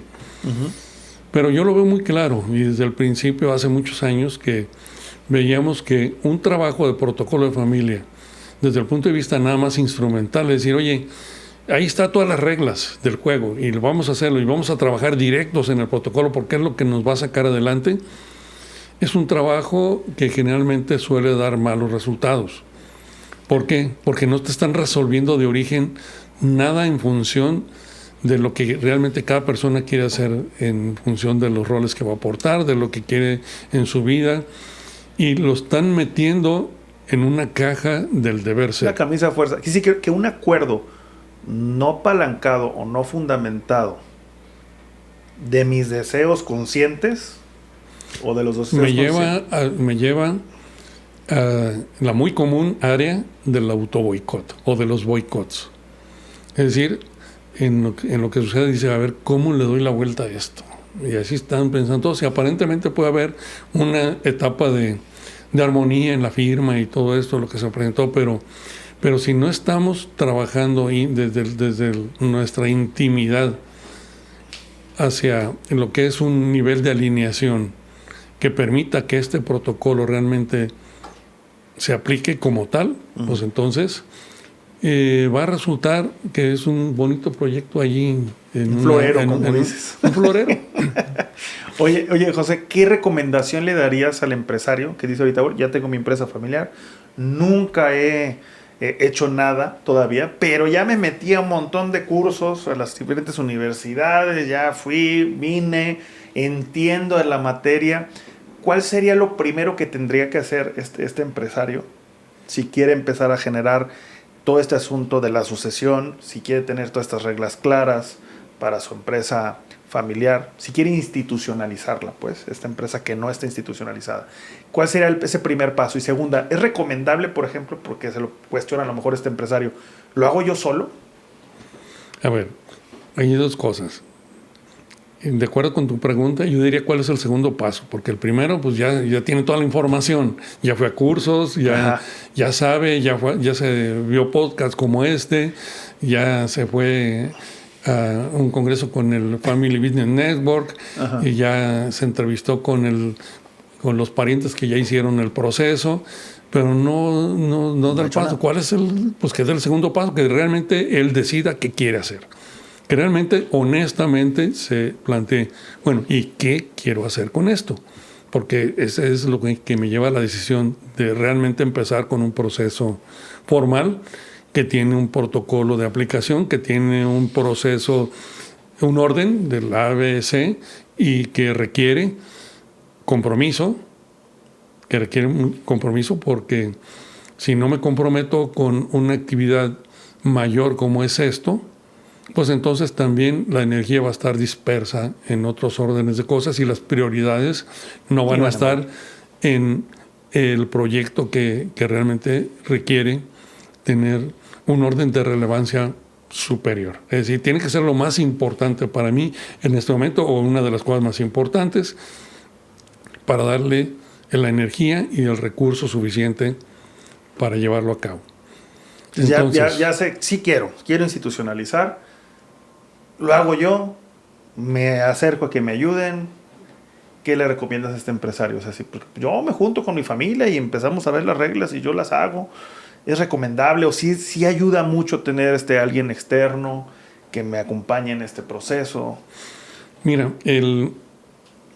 es complejo pensar que la familia puede sola, incluso con toda la experiencia que hayan tenido, incluso con toda la información, incluso con la propia decisión de madurar el proyecto, por varios aspectos. Uno, tenemos el gran aspecto de los sesgos. ¿Cómo trabajo los sesgos? Yo internamente, pues es una cejera de taller impresionante, ¿cómo me doy cuenta? Es difícil. Incluso cuando me veo en el espejo, pues a veces descubro, ese soy yo, y sí soy yo. Pero el hecho es que respondan a esa pregunta. ¿Cómo me puedo yo ver reflejado a mí mismo y descrito a mí mismo? Puedo decir lo que sea. Yo puedo decir lo que sea.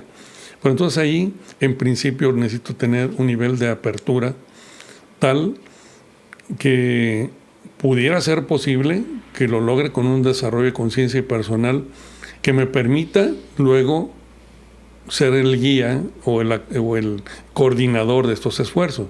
Pero generalmente no ocurre así por esto, porque estoy involucrado en el sistema, porque va a haber transferencia y contratransferencia y proyección de estas creencias, estos sesgos que yo traigo. Lo voy a querer hacer a mi manera, no a la manera de todos los que estén ahí. Me va a ser muy difícil tener una escucha activa ahí. Entonces, esto nada más abona para el hecho de ver, bueno, de veras tienes necesidad de ahorrarte los honores de un un consultor que te acompañe para efectos de darte más posibilidades de éxito en un asunto que requiere esta generación de alternativas y de guía, pues yo creo que si partimos de esa premisa, pues no creo que haya esa necesidad. Y sí una conveniencia de ser acompañado. A veces puede ser hasta el pudor familiar, ¿no? Es decir, oye, compartir mis broncas, porque yo para afuera muestro. Pues por eso está contratando un profesional que tiene un pacto de confidencialidad con todo lo que ocurre dentro de lo que es la familia, en donde lo más conveniente pues es de que se desnuden del alma, por decirlo de alguna manera mucho más poética, y que haya la posibilidad de tener el apoyo en todo este tipo de corrientes energéticas, emocionales, que no tienen necesariamente una buena gestión en una relación que no tenga un externo. Bueno, y parece chocante que haya mencionado esto de lo económico. Sin embargo, yo también diría, pues es una cuestión que lo pongo sobre la mesa porque me ha tocado en más de la mitad de los casos que ese ha sido uno de los motivos.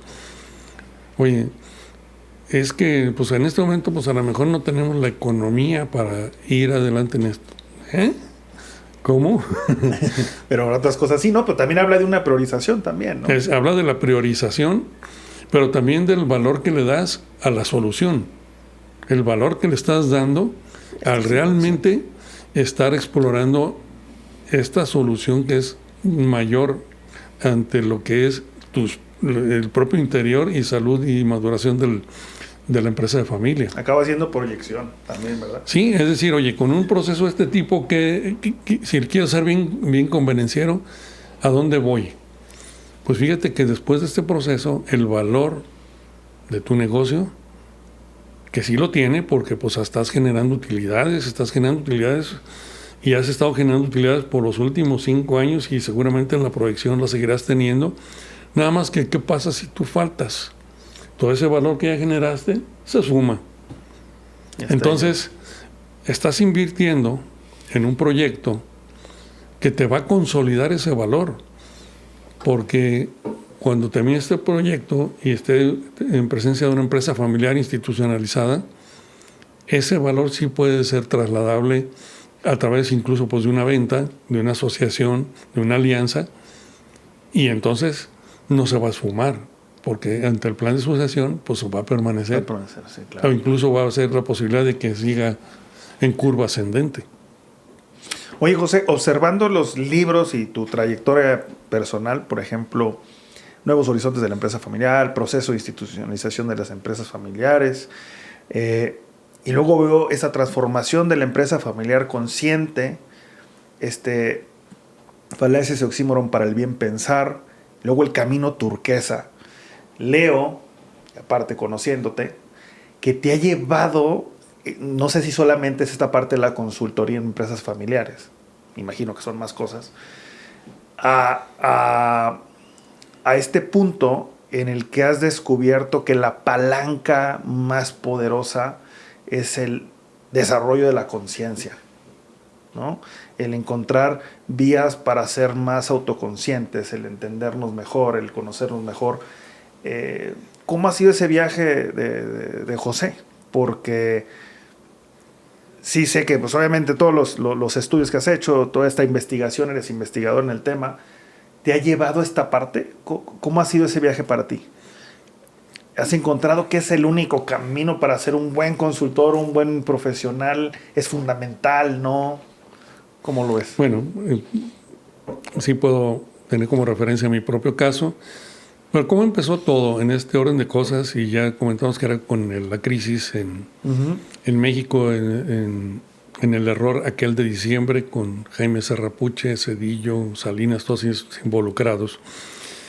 Y bueno, el punto es, en aquel entonces, cuando me vi ante el panorama de que, oye, yo quiero realmente explorar esta parte porque creo que aquí es en donde se puede apuntalar a las empresas familiares para que tomen mejores decisiones. Bueno, pero ¿con qué me encuentro? con un panorama académico, en México sobre todo, ausente de formalidad para este asunto de formar consultores en empresas familiares.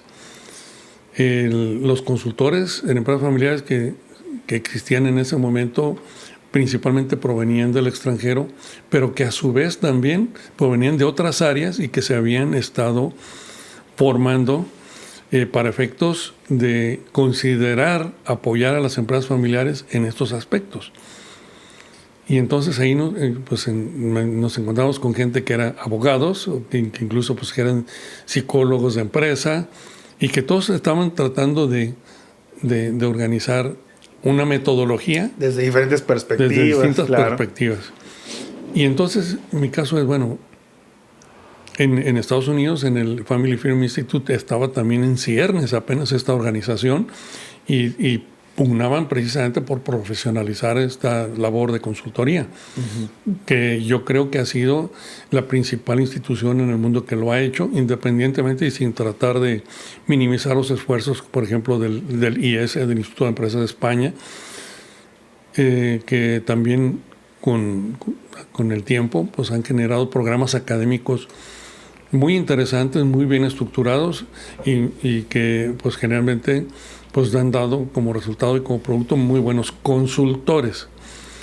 Pero en ese orden de cosas, pues yo tuve una formación bastante autodidacta, hice mi propio plan de estudios para efectos de ver a dónde me llevaba esto y tuve la necesidad, de acuerdo con ese plan de estudios, de introducirme al estudio pues más profundo de lo que era el derecho corporativo, de lo que es psicología con un enfoque en aquel entonces más gestal, de educación, es decir, todo lo que implicaba lo que se puede estar presentando dentro de lo que eran los retos de la dinámica de la empresa familiar. Bueno, y también en ese orden de cosas, digo, bueno, no podemos ser expertos en todo. Digo,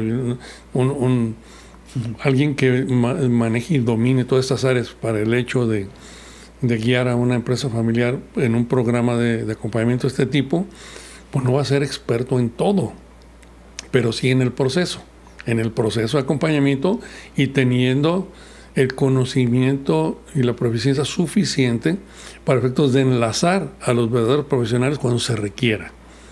Digamos, en el caso de un fideicomiso, cuando se requiere para efectos de darle una instrumentación adecuada a la planeación patrimonial, digo, pues no lo voy a desarrollar como consultor en empresas familiares, sino que me voy a apoyar en un experto y en una institución fiduciaria, pero yo sé exactamente qué es lo que le tenemos que pedir entre el cliente y el acompañante, que es el consultor. ¿Qué realmente les vamos a pedir? ¿Cómo lo vamos a estructurar? Y pues no nos van a manejar ningún espejito, ni un collar de perlas falsas. Ya nos van a dar la herramienta adecuada, igual en el protocolo, igual en una dinámica de empresa de familia, igual en el plan de vida. Entonces, en ese orden de cosas. ¿Y qué te llevó a esta parte de decir, a ver, esta es la palanca más poderosa? O sea, el meterme a trabajar conmigo mismo. Sí, es que ese es el punto. Después de toda esta situación ¿qué es lo que puede amalgamar todo este sentido? Pues el trabajo personal. Okay. Porque nosotros necesitamos, como consultores en empresas familiares, en principio, desarrollar una capacidad de evitar juzgar cualquier tipo de circunstancia, situación o experiencia que se le presente a cualquier miembro o elemento de la empresa de familia. Yo lo puedo escuchar y lo puedo contextualizar y lo puedo reflejar, pero no puedo en ningún caso juzgar. Ah, caray, ¿en qué se parece eso a la vida ordinaria? Pues en que realmente un punto de conciencia personal es, oye, en la vida ordinaria tú realmente lo más común es de que no juzgues a las personas y sin embargo nos las pasamos señalándolas con el dedo y juzgándolas y haciendo dicotomías. Oye, esto está bien, esto está mal, esto acá y acá. Entonces ahí es en donde dije, bueno, ¿y esto cómo se explora, cómo se come? Bueno, primero tengo que desarrollarlo yo para efectos de luego estar en presencia nada más de ese ambiente y poder acompañar sin prejuzgar, sin realmente influir sin generar un efecto de transferencia de mis cosas personales ni de contratransferencia en donde ellos vean en mí un gurú o la solución de todo eso, ni que yo vea ahí reflejado a otros, a mi padre mismo o algo así, ¿no? Por decir todo el bagaje de sesgos que yo traigo en lo personal. Y entonces así fue como empezó también un camino de exploración personal que me llevó a desarrollar herramientas personales que no tienen que ver con el currículo específico de la consultoría en empresas familiares, como por ejemplo el manejo de lo que es la atención plena, que es a lo que se refiere el libro del Camino Turquesa. Y el desarrollo de atención plena es siempre en el momento en donde estoy en presencia de la familia o de los que estoy acompañando, estoy allí al 100%. En ese intersticio en donde se está generando toda una realidad para todos. Y en ese gatillo de generación de realidad necesito estar en presencia de todos los elementos cada vez que se menciona cualquier cosa. Esto que tiene que ver con lo que son los principios sistémicos. Esto que tiene que ver con el orden, disciplina, respeto, reconocimiento. Que tiene que ver con lo que es el amor, la compasión o la ecuanimidad, con la alegría de vivir, con el deseo de vivir. Pero eso nada más es que tengo que ver para generar esa hipótesis y poderlo reflejar tal y como se requiere en ese momento, sin yo estar influyendo. Entonces, ese desarrollo personal es muy deseable en el consultor. Yo lo pongo como un asunto de diferenciación, claro, pero de necesidad también. ¿Tú opinas que ahorita, por ejemplo, qué opinas de esta generación que estamos viendo donde pareciera que hay muchísimos elementos anti-atención plena?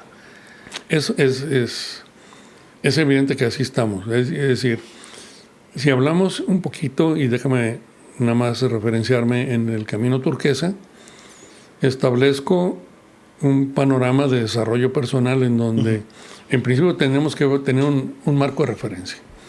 Y en principio tenemos como marco de referencia dos cosas. Uno, mi parte interna y luego la parte externa del mundo. Que el mundo, ¿cómo funciona? Cuando nacemos no traemos manual. Nadie nos dice, oye, el mundo funciona así. Y tú, en función del mundo, también funcionas así. Entonces ahí lo primero que establezco es, por hacerlo de una manera didáctica, es, bueno, el mundo allá afuera tiene características y tiene condiciones que tienen que ver con ese sistema. Y ese sistema, ¿en qué se sustenta? Se sustenta en lo que es el mundo VUCA, el mundo que es volátil, el mundo que es incierto, que es ambiguo y que es complejo. Que es una realidad. Y que es una realidad perceptual, así está. Lo que yo vea ahí, veo lo que yo veo ahí, si no es objetivo. Eso es ahí está tal y como es. Pero ahora viene mi mundo interno. Y mi mundo interno me va a hacer ver eso de una cierta manera. Y a cada uno de una manera distinta. Y ahora ese mundo interno, para efectos didácticos, ¿cómo lo dividimos? Digo que son 3 yo. Okay. Y es un modelo que ya está sumamente explorado. No más que ahora, pues ya también incluso a través de ciertas universidades como la Universidad de Stanford, que tienen todo un área de investigación en función de compasión, y dices, oye, ¿eso como que se come? Bueno, es en función de simplemente establecer la cartografía interna en la cual yo me baso para tener una respuesta ante el mundo. Bueno, pero tengo un test yo, muy junguiano el aspecto. Un yo que es el yo concepto, el yo conceptual, que es a lo que denominamos generalmente ego. Luego, por el otro lado, en el extremo interno más profundo, está el yo que le denominamos como transpersonal o sí mismo espiritual. ¿En qué se diferencian estos dos mundos? Bueno, este mundo del yo conceptual es el que está basado en pensamiento, lenguaje y memoria.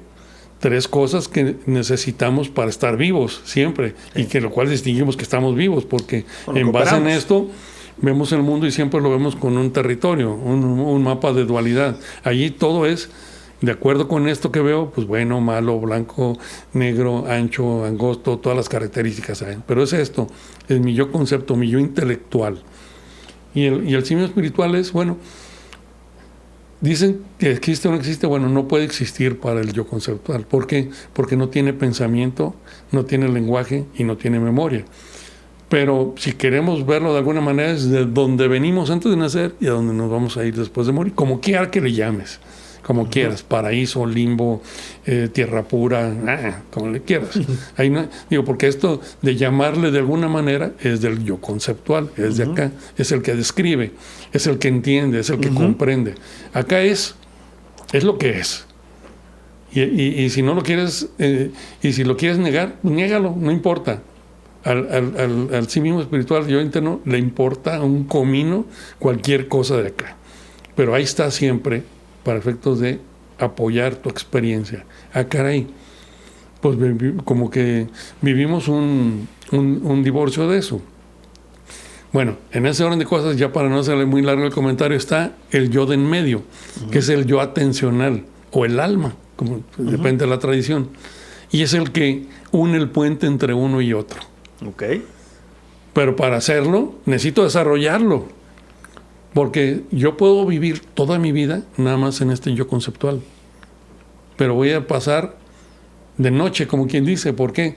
Porque voy a nacer, voy a chupar información de todo mi contexto, mi cultura, mi religión, mi sociedad. Y en automático. Y en automático voy a procesar. Y tengo una vida, reacciono, respondo y todo lo que sea.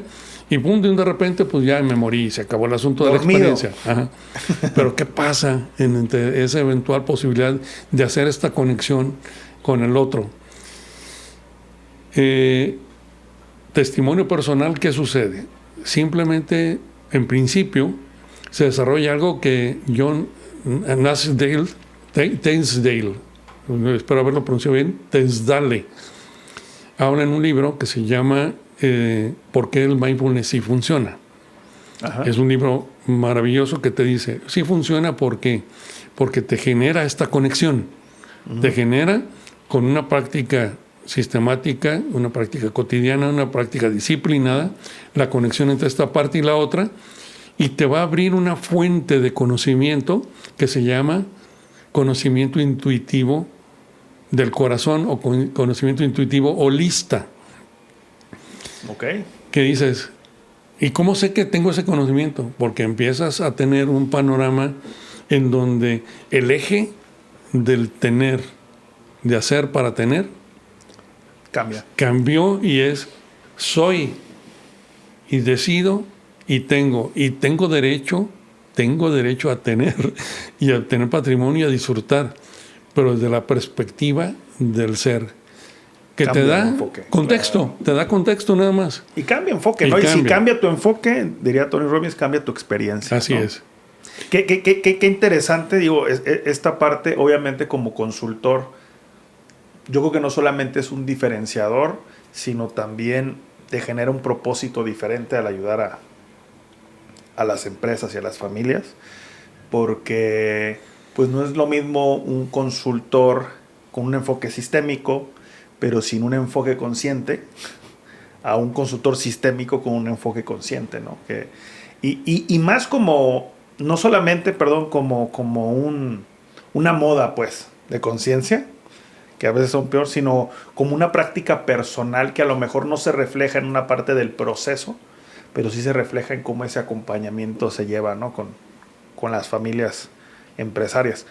Este tema nos da para muchísimo, muchísimo más, y quiero que comprometerte aquí para volverte a invitar, si me aceptas la invitación, para platicar en específico de este tema, que yo creo que es muy, muy, muy interesante, que sé que te apasiona, sé que has tenido mucha investigación, trabajo al respecto, y que estaría súper, súper interesante que me aceptes otra invitación aquí a Líderes en Jaque. Sí, gracias, Cristian, y gracias por la invitación. Digo, tú tienes hasta mi agenda, pues cómo no voy a venir. Oye, y en este orden de cosas, bueno, es chocante, ¿eh? Digo, tú dices que es deseable y es muy bueno y es un diferenciador, pero generalmente también se puede interpretar como que tengo la grandísima capacidad de generarle molestia a la gente. ¿Por qué? Porque el ego no quiere verse afectado. El ego quiere sobrevivir y se hace más fuerte. Entonces, si le das esta perspectiva de realmente ir al fondo de las cosas, al fondo de tu alma y sacarlo, pues va a haber ahí hasta convulsiones emocionales. Entonces, no es cómodo, pero ya no tengo de otra. O sea, al final de cuentas, necesito ser honesto con que ese es el enfoque que promuevo, ese es el enfoque que creo y que considero, tengo la convicción, que realmente apoya a las empresas familiares, a las personas en general y a la sociedad. Aquí estamos cuando quieras. Muchas gracias. Antes de irnos, te voy a pedir 4 consejos. 4 consejos para no perder la costumbre aquí en Líderes en Jaque, pero ahorita un poquito más amplio. Y el primero sería, ¿cuál sería tu consejo para el empresario que está con una empresa familiar, que está viviendo ahorita problemáticas en su empresa, que no sabe qué es lo que sigue, que está viendo a lo mejor este podcast y dice, oye, me identifiqué con muchas cosas que platicaron? ¿Cuál sería tu consejo a ese empresario? ¿Qué le dirías? Sí, mi respuesta es primero que se responda honestamente a la pregunta ¿qué quiero hacer?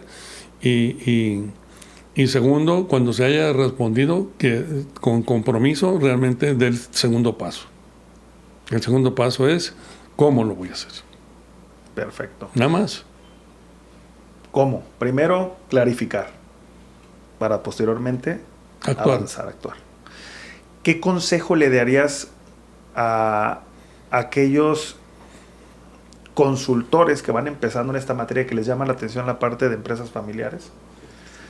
¿Qué consejo les darías a ellos? Oye, me gustaría ser consultor en empresas familiares, estoy empezando con mi experiencia, ¿qué tengo que hacer? ¿En qué me preparo? ¿Qué hago? ¿Qué consejo les darías a estos consultores? Mira, yo les digo que es una maravillosa actividad a prueba de inteligencia artificial. No existe forma, pero ¿por qué? Porque como consultor en negocios familiares yo les pediría, o más bien les recomendaría el compromiso de tener un crecimiento personal en este orden de cosas. Y este crecimiento personal pues tiene que ver con integrar toda la experiencia, en ver que en esto hay coherencia y congruencia, que no puede ser de una manera en una parte en otra y de otra en otra. Y entonces les digo, es una maravillosa experiencia siempre que estamos apoyando y acompañando a una empresa familiar, pero que requiere un enorme compromiso de desarrollo personal. Digo, yo no puedo autojuzgarme a mí mismo en ese sentido, tampoco tener falsa modestia, porque sí me ha costado mucho trabajo, ese es un hecho, pero pues yo creo que vale la pena también enfrentarse con el del espejo. ¿Por dónde les dirías que empezaran? Ese sería el tercer consejo.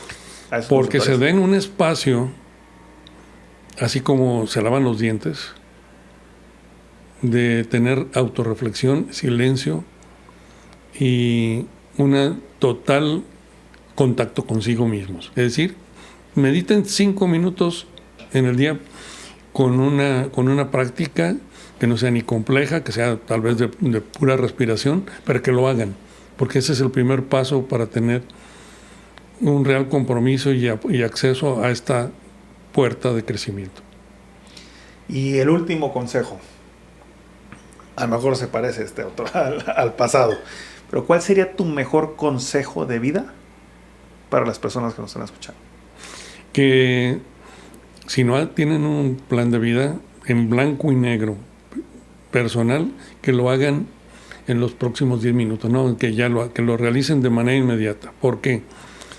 Porque así me permite conocerme a mí mismo en toda su dimensión y también me permite disminuir todo lo que es el aspecto de mis miedos a la vida, porque lo que estoy generando es un gran contexto de autocompasión y de amor por mí mismo, al conocerme a nivel expansivo, en un blanco y negro que voy a desarrollar. Entonces, tenga 10 años, tenga 15, bueno, pues creo que exageré con el de 10, pero si tengo 50, 60, 70, 80, si soy como el fundador que ya me quiero retirar y que en algún momento me ha dicho, oye, ¿por qué quieren que haga plan de vida? Sí, yo ya estoy más para allá que para acá. Digo, ¿a poco se piensa morir en los próximos 24 horas? No, ¿qué te pasa? Entonces sí necesito un plan de vida. También, muy recomendable. Entonces es eso, hagan plan de vida. Hagan plan de vida. Doctor José Mora Ocaranza, muchas gracias. ¿Cómo lo podemos encontrar? ¿Cómo lo pueden encontrar en redes sociales?